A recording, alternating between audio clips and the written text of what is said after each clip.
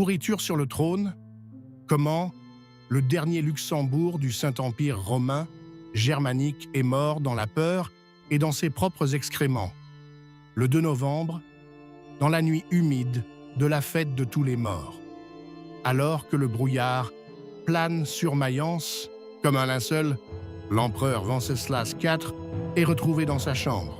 La peau des paumes déchirée et des traces d'excréments sur son lit. Il n'avait appelé personne, ni sonné une cloche, ni demandé de l'aide. Selon son garde du corps, Gans von Titz, la porte était fermée de l'intérieur par un verrou en bois et une abomination empestait le sol. On le retrouva assis sur son lit, à moitié nu, les yeux fixés sur le vide. Les domestiques jurèrent l'avoir entendu parler à quelqu'un dans une langue inintelligible et rire pendant la nuit, comme s'il y avait quelqu'un d'autre avec lui. L'empereur Venceslas, le dernier des Luxembourgeois, n'avait pas gouverné le Saint-Empire romain pour de bon depuis longtemps. Il buvait, il tremble, il refusait de quitter le palais. Mais ce n'était pas seulement le déclin d'un souverain, c'était la lente dissolution du corps, du pouvoir et de l'esprit. Tout commence au cours de l'été de cette année-là, lorsque la nouvelle parvient à Prague qu'un hérétique tchèque a été pendu publiquement à Ratisbonne sur ordre de l'évêque de Passau. Venceslas ne réagit pas. Il n'avait pas quitté la partie ouest du château depuis 3 mois, n'avait donné aucune audience et, selon l'apothicaire, ne savait pas à quelle époque de l'année nous étions. Les fenêtres de ses appartements sont recouvertes d'un rideau. L'air y était vicié par la sueur, la moisissure et les excréments. Selon les souvenirs du médecin Conrad de Bruno, en entrant dans les chambres de Sa Majesté impériale, je pouvais à peine respirer, car la puanteur était semblable à celle de la viande pourrie et du lait fermenté. Mais il était ordonné de ne pas aérer. Les soins médicaux se limitent à l'application de bile de loup, à de fréquentes saignées, à des frictions avec du vinaigre et de la mousse séchée. Chaque jour, il reçoit la visite d'un moine chauve qui récite des incantations contre le crapaud noir qui a élu domicile dans son estomac. C'est ainsi que Venceslas nomme lui-même la douleur qu'il ressent dans le bas-ventre. Il hurlait lorsqu'on le touchait, refusait que l'on panse ses ulcères et ordonnait qu'on lui apporte du miel qu'il recrachait aussitôt. Les serviteurs écrivent « L'empereur ne mange pas et ne dort pas. Il parle à la défunte impératrice et cherche un serpent sous son oreiller. Son corps était en train de pourrir avant de mourir.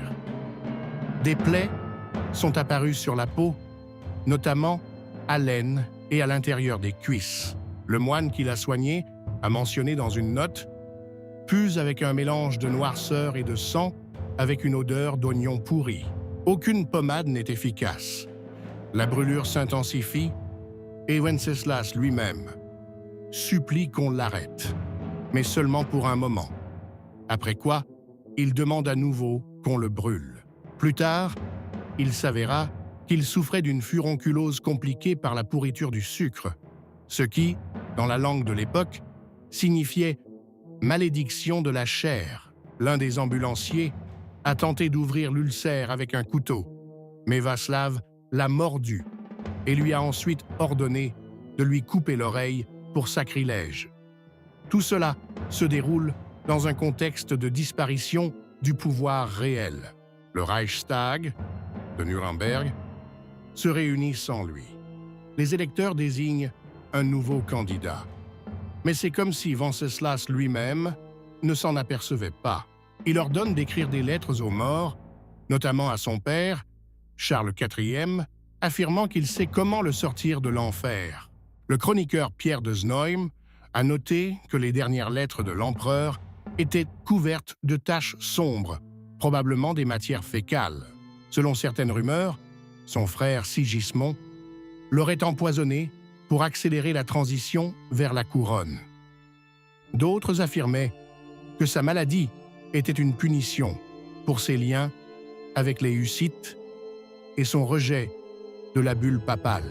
À plusieurs reprises, des inscriptions au fusain sont apparues sur la porte du palais. Le jugement de Dieu vient pour lui. Un jour, un oiseau mort a été retrouvé dans la cuvette des toilettes, les yeux arrachés, avec une note indiquant « Il mourra » avant de pouvoir se confesser. Par la suite, l'accès aux chambres a été restreint. Il ne restait plus que 3 domestiques, un médecin, un moine et 2 gardes du corps. Le corps a continué à se détériorer. La peau des jambes commence à se détacher. Il y avait un bruit inquiétant quand il respirait. Il délirait, voyait du feu sous le plancher et demandait à tout le monde de ne pas marcher pieds nus dans les pièces. Extrait du journal d'un haut fonctionnaire.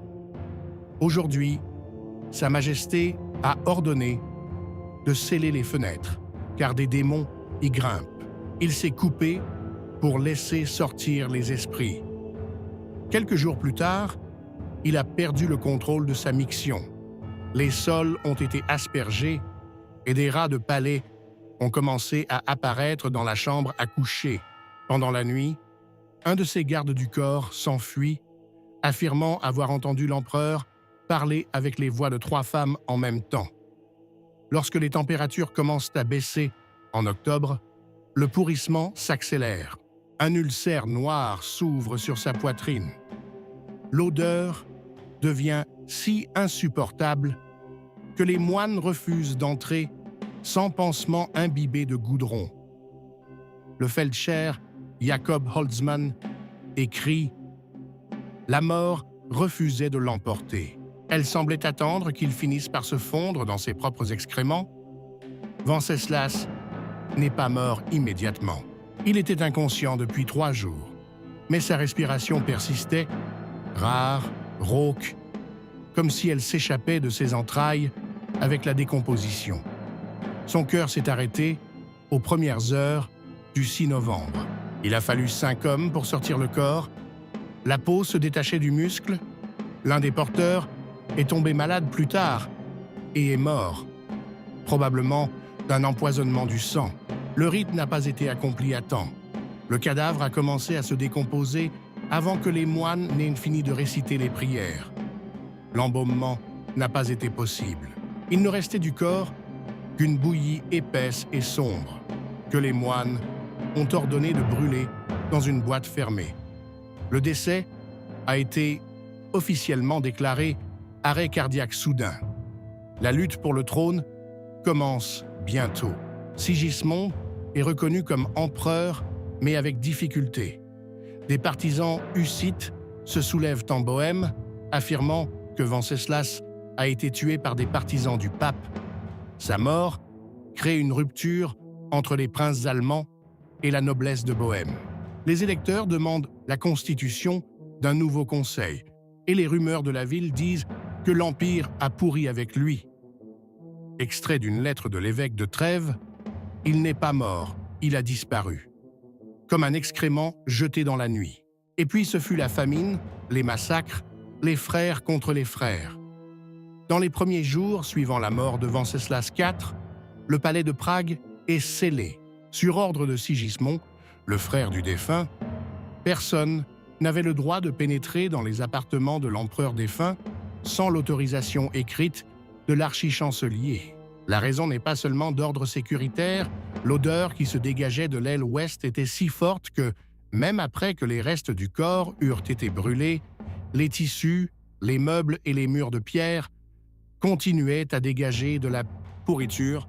Un serviteur ayant participé à l'enlèvement du lit se souviendra plus tard que le marbre était plus sombre qu'avant, et le bois comme s'il avait absorbé la viande. Plusieurs tentatives de nettoyage échouèrent, et finalement, les chambres furent simplement murées, avec une prière d'exorcisme récitée au-dessus d'elles. Par ailleurs, le corps n'a pas été placé dans un cercueil comme l'exigent les protocoles. Il a été incinéré de nuit, sans témoin. L'un des moines présents a déclaré dans une confession privée « Alors que le corps était allongé sur la pierre, des insectes ont rampé vers lui. Certains étaient blancs comme du lait avec des cornes. Je les ai vus pénétrer dans sa bouche. Ce témoignage a été rapporté plus tard par le jésuite Gerhard de Leipzig, qui a commenté un symbole de la décomposition de l'esprit et de la chair. Au cours de la même période, une purge de l'entourage de Venceslas a commencé. 2 serviteurs sont pendus pour avoir insulté la mémoire de l'empereur, officiellement pour avoir volé des coupes, mais des témoins affirment connaître les dernières lettres de Venceslas et affirment qu'il a demandé à abdiquer le trône et à se retirer dans un monastère. Cette affirmation est politiquement dangereuse. Toute mention d'abdication détruit la légitimité de la lignée luxembourgeoise. Sigismond, arrivé à Prague, 9 jours après la crémation, demande d'abord les rapports du médecin et du moine qui ont soigné le défunt. Aucun des deux n'a survécu. Le moine est retrouvé pendu dans sa cellule, laissant un mot. « Il est passé. Il m'a demandé d'ouvrir les fenêtres. Le médecin a disparu et ses affaires ont été jetées dans la rivière. Plus tard, des sacs d'argent, probablement des pots de vin, pour obtenir le silence, ont été retrouvés dans les maisons du médecin. Tous les documents relatifs au traitement de Venceslas ont été brûlés. Cependant, un monastère a conservé une copie d'une note de Conrad de Brunno remise à l'évêque de Passau. Elle disait « L'empereur souffrait de décomposition putréfactive des organes internes, d'ulcères sur la peau, de nécrose dans la région du périnée, d'hallucinations et de cécité périodique. J'ai utilisé une décoction d'écorce de chêne, de l'ammoniac, une infusion de mercure et des saignées jusqu'à 2 fois par jour. Cela n'a servi à rien. La maladie est peut-être due à la consommation de viande avariée ou à un poison qui affecte lentement les entrailles. Immédiatement après sa mort, une lutte s'engage pour les restes de l'influence. La vieille noblesse de Bohême accuse Sigismond d'usurpation. Les Hussites considèrent Venceslas comme un martyr empoisonné pour avoir sympathisé avec les pauvres. Les catholiques de Prague sont contraints de dissimuler l'origine des ordres par crainte de troubles. Des inscriptions au fusain commencent à apparaître dans les rues. Il ressuscitera, il ne vous a pas pardonné. Le peuple croit que Venceslas a été tué parce qu'il refusait de soutenir l'exécution des hérétiques. Une rumeur prétend qu'avant sa mort, il aurait ordonné la libération des prédicateurs captifs et la fermeture des monastères. Un tel comportement a semé la consternation dans les milieux ecclésiastiques. L'un des épisodes les plus effrayants s'est produit le 40e jour après sa mort, lors de la récitation de la messe de Requiem. Le prêtre qui prononçait le nom de Venceslas s'est soudain effondré sans connaissance. Du sang noir coula de son nez et il mourut 1 heure plus tard. Le peuple murmura que l'âme de Venceslas se venge. Après cela, le nom de l'empereur ne fut plus jamais mentionné à la messe. Selon des rapports secrets en provenance de Vienne, Sigismond n'a pas osé entrer en triomphe à Prague, car la peur et la pourriture n'avaient pas encore disparu. Dans une lettre de l'ambassadeur danois, on peut lire « J'ai vu des corps se décomposer en 1 semaine, mais je n'ai jamais vu la pourriture rester dans les murs. Ici, elle est vivante. Des maladies se déclarent dans le cercle des intimes. » L'un des maréchaux, qui dormait dans la chambre de l'ancien empereur, est retrouvé mort avec des plaies sur le visage. Sa femme est vue en larmes, murmurant « Il est maudit ».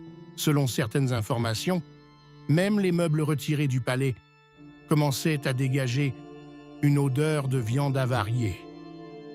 À Leipzig, les gens refusent d'acheter des chaises en chêne appartenant aux défunts. Les marchands ont brûlé des tissus pour ne pas attirer la contagion. Les serviteurs du temple de Melnik écrivent dans les chroniques « La mort de l'empereur n'a pas apporté la paix. elle a révélé quelque chose de pire. Son âme ne s'est pas élevée. Elle s'est déposée sur le sol, comme le pu dans une plaie. Le corps de Venceslas n'a pas été enterré avec les honneurs. Son nom a été effacé des pièces de monnaie. L'Église refusa de le canoniser et les courtisans évitèrent de parler de lui à voix haute. Pourtant, des années plus tard, lorsque la guerre civile a éclaté en Bohême, nombreux sont ceux qui se sont souvenus de ces dernières paroles, prétendument prononcées dans un état de délire. « Après moi, il n'y aura que le froid et les cendres. Le nouveau pouvoir s'installe, mais pas pour longtemps. Sigismond ne parvient pas à unifier l'Empire. La mort de Venceslas met fin à la famille des Luxembourg en ligne directe. L'époque de leur règne, plongée dans la peur, la décadence et l'oubli, est restée dans les mémoires comme un temps où les murs pourrissaient et où Dieu se taisait. Au printemps de l'année suivante, alors que la neige recouvrait encore les toits des monastères, Prague recommença à parler de Venceslas. Les rumeurs ne semblaient pas s'éteindre avec le corps, au contraire, elles se sont propagées, comme ces plaies. Sur la place principale, où l'on craignait de sortir après le coucher du soleil, les habitants murmuraient « Il n'est pas mort, il a été caché. Il a été caché ?» Certains affirment même avoir vu l'empereur, la nuit, sur les murs de la cathédrale. Il se tenait comme vivant, dans une chemise blanche tachée, avec une ceinture lâche et des traces de suie sur les mains. L'Église, pour arrêter la propagation de ces histoires, ordonne l'arrestation des blasphémateurs et des prédicateurs. Blasphémateurs et des prêcheurs de peur, mais cela ne suffit pas. Sigismond lui-même ordonne la collecte des archives de Venceslas, examinant la correspondance personnelle, les rapports, les serments, tout ce qui peut éclairer ces dernières semaines, mais ce que l'on trouve ne fait qu'accroître l'inquiétude. Parmi les papiers, un fragment de note couvert de taches de graisse et de bave séchée. « Je ne sens plus mes doigts. Ils sont en train de pourrir. La viande se détache comme la peau d'un poisson bouilli. Je prie, non pas pour une âme, mais pour le silence. Il chuchote dans les coins. Il m'appelle par un nom que je n'ai pas. » L'écriture est hésitante. Certaines lettres sont écrites comme de la main gauche. L'archiviste qui a examiné le texte est devenu aveugle des deux yeux. Son témoignage est conservé dans les archives. Tout ce qu'il a écrit était vrai. Il savait qu'il mourrait, non pas en tant qu'homme, mais en tant que signe. Il ne pourrissait pas, il se dissolvait entre ce monde et l'autre. Bientôt, une étrange fièvre se déclare à Teplice, dans les environs de la couronne tchèque. La maladie s'accompagne d'éruptions cutanées, d'hallucinations et d'insuffisances rénales. Les gens disaient qu'il s'agissait de chair noire, une maladie provenant d'un monarque mort. Certains l'appelaient la malédiction, sans trône. L'entourage de Venceslas fut le premier touché. La servante, qui tenait son pot de nuit, avait le visage tuméfié et les dents pourries. Le cuisinier avait du pu qui sortait de ses yeux, et l'un des soldats avait des ulcères sur le corps qui ressemblaient exactement à ceux décrits par le médecin Conrad de Brunau. Tout le côté ouest du château fut bloqué et plus tard brûlé. Même les murs ne sont pas épargnés par la peur. Entre-temps, le pouvoir de Sigismond s'affaiblit. Il s'attendait à une consolidation rapide, mais il fut confronté à la révolte hussite, à la haine populaire et à l'aliénation des électeurs. Une lettre de l'évêque de Würzburg indique « Il est devenu empereur sur les cendres, mais il n'ose pas dormir sans lampe. On dit qu'il s'enferme la nuit et qu'il asperge son lit d'eau bénite. On dit qu'il entend la voix de son frère. » La situation politique se complique. Les électeurs du Rhin refusent de reconnaître la légitimité de l'autorité de Sigismond, insinuant que Venceslas est mort de façon non naturelle. Un rapport secret émanant d'un conseiller saxon, indique « Il a été empoisonné, mais pas de façon naturelle. Il a été empoisonné, mais ce n'est pas le poison qui en est la cause. Il était brisé par la peur, isolé, déchiré par une oscillation incessante entre la loyauté et l'hérésie. Ces dernières nuits ont été une torture sans bourreau. La panique gagne la noblesse. Plusieurs nobles se suicident. L'un d'eux, le comte von Altenburg, se jette par la fenêtre en criant « Il vient me chercher, il ne me pardonnera pas ». Lors de son procès, le prêtre de sa cour affirme que le comte est impliqué dans un complot visant à destituer Venceslas. Une servante, qui s'était occupée du mourant, est retrouvée égorgée dans le monastère de Sainte-Agathe. Selon l'abbesse, elle avait affirmé ces derniers jours avoir entendu quelqu'un l'appeler dans une pièce sans fenêtre. La paranoïa s'insinue dans la structure même du pouvoir. À la cour, chacun craint de toucher les sceaux du défunt empereur. Des rumeurs affirment que Venceslas aurait signé certains documents de son propre sang. Un traité du moine Joachim de Bamberg affirmait « Il a fait un pacte non pas avec l'empereur, mais avec l'empereur. Il a fait un pacte non pas avec les princes, mais avec la douleur. Il est devenu le réceptacle de ce que les mots ne peuvent décrire. Même la mort ne l'a pas rendu à la terre, elle l'a poussé dehors, et maintenant, il erre parmi les signes et les symboles. » C'est à cette époque que le clergé se divise. Une partie du clergé demande la réhabilitation de Wenceslas, même à titre posthume, pour le bien de la paix. L'autre insistait pour qu'il soit condamné pour avoir sympathisé avec des hérétiques. Les églises prient pour la rédemption de l'erreur du trône. Certains ministres organisent des messes secrètes en sa mémoire, ce qui leur vaut d'être condamnés plus tard comme apostates. Pour tenter de stabiliser la situation, Sigismond transfère sa résidence à Budapest, évitant ainsi Prague. Mais sa santé se détériore rapidement. Son médecin écrit que l'empereur souffre de tremblements des mains, d'insomnie, de saignements de nez et d'attaques de terreur déraisonnables. Une rumeur populaire circule, la pourriture se transmet par le sang. Pourtant, les effets les plus graves n'affectaient pas le corps, mais l'âme. Le peuple pensait qu'avec Venceslas, ce n'était pas seulement une génération qui était morte, mais l'ordre même des choses. Si l'empereur pouvait pourrir vivant, prier et ne pas être entendu, alors Dieu était soit aveugle, soit détourné. Cette prise de conscience est devenue le terreau du radicalisme religieux. Dans les années qui suivirent, la première guerre hussite éclata sous cette bannière. L'Église a tenté de passer sous silence les souffrances de Venceslas. Mais dans les annales, il y avait des preuves, et même des années plus tard, des pèlerins se rendaient dans les chambres brûlées. Ils n'ont pas prié. Ils ont regardé, ils ont chuchoté, comme s'ils pouvaient encore entendre quelque chose à l'intérieur du mur. L'été suivant, la puanteur avait disparu des murs, mais la peur demeurait. Prague avait changé. Les rues étaient des plus calmes. Les maisons sur le chemin de l'ancien palais étaient vides.